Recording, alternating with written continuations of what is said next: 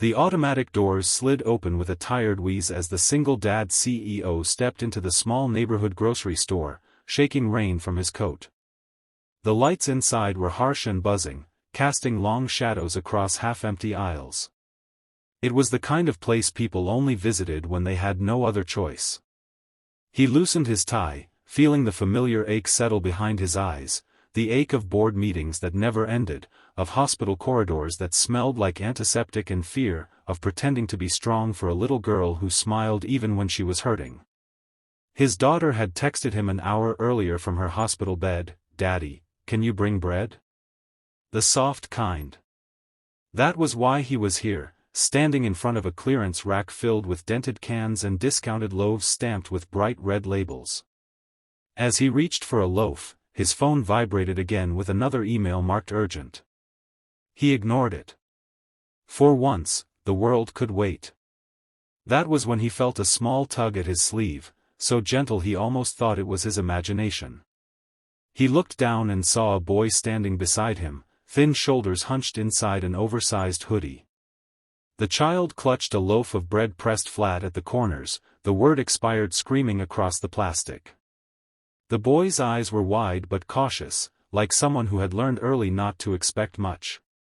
He hesitated, swallowing hard before speaking. "Mister. Mommy hasn't eaten," he whispered. His voice cracked, but he forced the words out anyway. "Can you share expired bread? They won't let us buy it." The sentence hit harder than any bad news call ever had.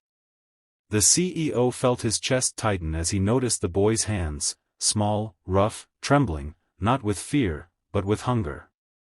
The shoes on his feet were held together with peeling tape, and his jeans dragged along the floor. Behind them, near the refrigerated section, a woman leaned heavily against a cart, coughing into her sleeve, her face pale under the flickering lights. She tried to straighten when she noticed her son talking to a stranger, but her body betrayed her, bending under the weight of exhaustion. The CEO knelt without thinking, bringing himself to the boy's level. Up close, he could see how carefully the child was holding himself together, like one wrong word might shatter him. For a moment, the past rushed back, the memory of his own mother pretending she wasn't hungry, of counting coins at a register, of relief mixed with shame. He took the loaf gently from the boy's hands and placed it in his cart. Then he added another. And another.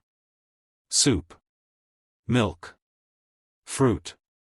Warm bread that wasn't expired. The boy's eyes widened, disbelief written across his face.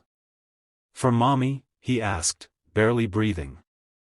The man nodded, unable to trust his voice. In that quiet, fluorescent-lit aisle, something shifted, an invisible line between who he had been and who he was becoming, all because a hungry child had dared to ask for less than he deserved. The boy clutched the bag of food like it was the heaviest treasure in the world, his small fingers digging into the handles until they turned white. His mother, pale and trembling, slowly approached, leaning heavily on the cart for support. Her eyes, rimmed with exhaustion and worry, widened as she took in the contents of the bag. The bread, the soup, the milk, things she hadn't been able to provide in weeks. She tried to refuse, her pride flaring despite the weakness that made her knees buckle, but her son stepped forward, holding out the bag like an offering. "Mommy, he gave it to us," the boy said softly, his voice shaking, eyes shining with unshed tears. The woman looked up at the man, her child savior, and saw something in his eyes she hadn't expected, genuine concern, not pity, and an understanding that words couldn't capture. The CEO knelt beside them, careful not to overwhelm, careful not to frighten them further. He noticed the scars on the boy's knuckles, the thin lines of worry etched into the mother's forehead, the way her breath came in shallow, shaky bursts. He realized that these weren't just strangers asking for help, they were people trapped in a storm no one should ever endure alone. "It's okay," he said softly. "You don't have to pay me back. Just, take care of each other." The mother's lips trembled, forming words she couldn't quite speak, while the boy's small arms wrapped around her, holding her as if his embrace alone could keep her alive. The rain outside tapped insistently against the windows, a soft, steady reminder of the world continuing beyond this small, fragile moment. The CEO stayed with them longer than he intended, helping the woman carry the groceries to a corner bench inside the store so she wouldn't have to walk in the wet and cold.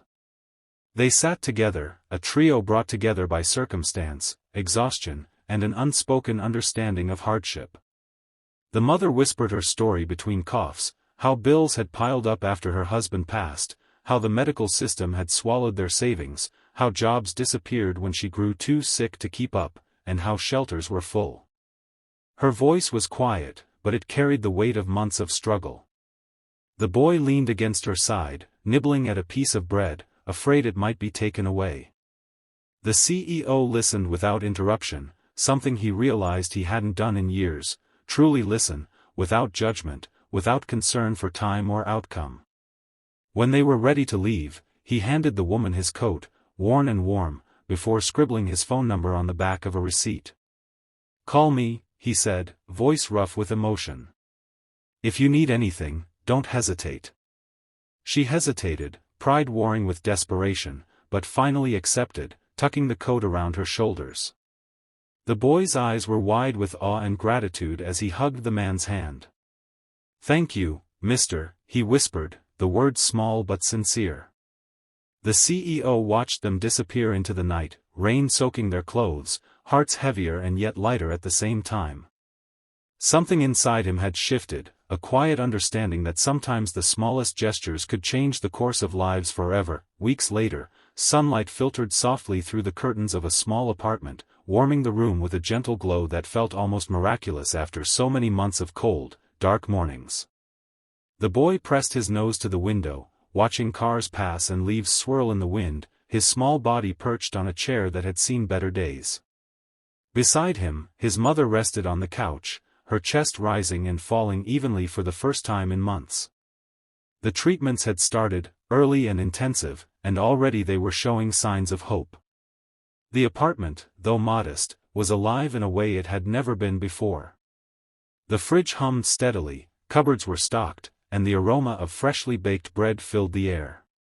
On the wall, taped haphazardly with worn masking tape, hung a drawing the boy had made, 3 figures holding hands, one wearing a large coat, the smallest figure smiling brightly between the other 2. It was a simple image, yet it captured the weight of love, struggle, and unexpected kindness in a single frame. Across town, the CEO sat at his kitchen table, his daughter beside him, sharing a meal with laughter spilling over the edges of plates like sunlight. In the quiet moments between bites, he thought back to that rainy night in the grocery store, the boy's shy voice asking for expired bread, and the mother's hesitant, grateful eyes. The memory was sharp, vivid, and somehow life-altering. He realized then that all the boardroom battles, all the wealth and influence he had accumulated, had never brought him the same clarity that this small act of kindness had. It had reminded him what truly mattered, the power of empathy, the ripple of one selfless moment, and the way lives could change when someone chose to act with heart. Back in the apartment, the boy's mother watched her son carefully, tracing his small hands with her own, feeling the warmth of security and nourishment she had feared she would never give him again. They were no longer just surviving, they were living, cautiously and tenderly, one meal, one day at a time. The boy ran to her, a piece of bread in his hand, offering it as if it were a treasure, and she smiled, tears spilling freely down her cheeks. Somewhere inside, she knew that kindness had returned to their lives in the most unexpected form, delivered by a stranger who had seen them and acted without hesitation. The CEO, back at his table, raised his own piece of bread in a quiet toast, thinking of them. He understood now that wealth was not measured in numbers or possessions, but in the lives one could touch and the hope one could restore. The world outside continued its rush, indifferent and unyielding, but inside, hearts had been mended, courage rekindled, and humanity reaffirmed. And in that quiet, unassuming way, everyone had been changed forever, simply because a small boy had asked for expired bread, and a man had chosen to care.